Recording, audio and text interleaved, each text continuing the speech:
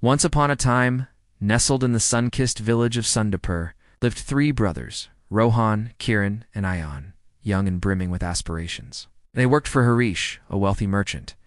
One fateful day, Harish summoned them and declared, "I am entrusting each of you with land and gold. Use your time wisely and maximize the potential of what you receive.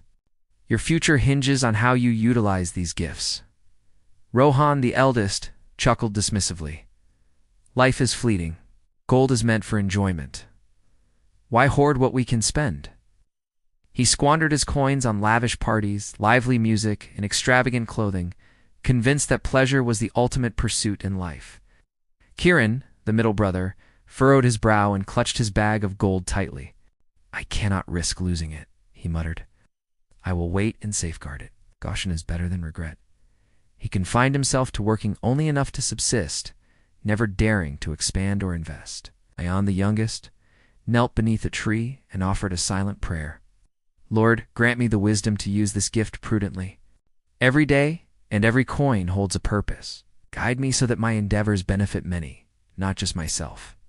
He meticulously devised a plan, allocating some gold to tools, seeds, and modest ventures.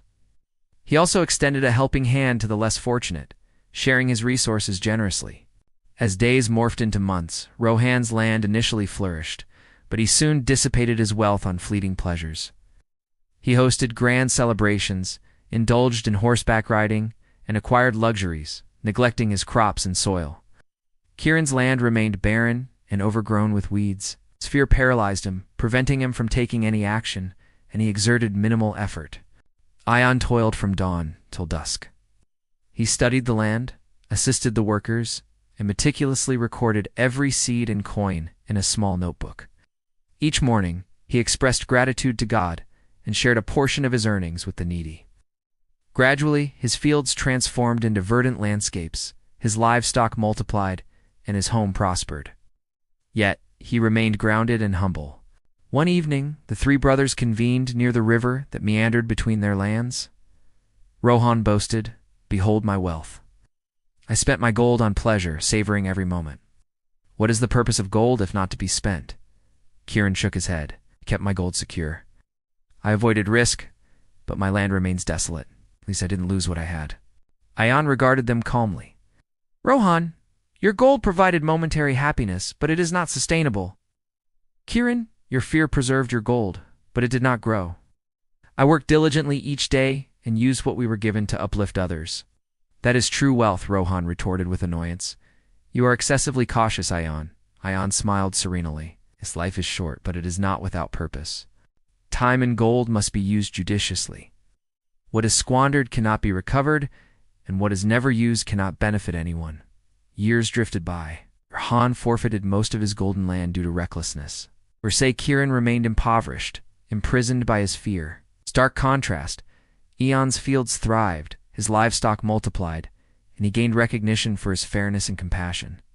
He continued to offer his morning prayers, expressing gratitude to God for his blessings and assisting the poor. Upon Harish's return, he traversed the village, pausing at each brother's land to assess their progress. He nodded approvingly at Ayan and said, "You have grasped the essence of it. You utilized your time and gifts wisely, and they have flourished. You worked not only for yourself, but for others. That is wisdom." He turned to Rohan and Kiran. "Rohan, you pursued pleasure and forfeited what could have been your foundation. Kiran, you were consumed by fear and achieved nothing. Let this serve as a lesson.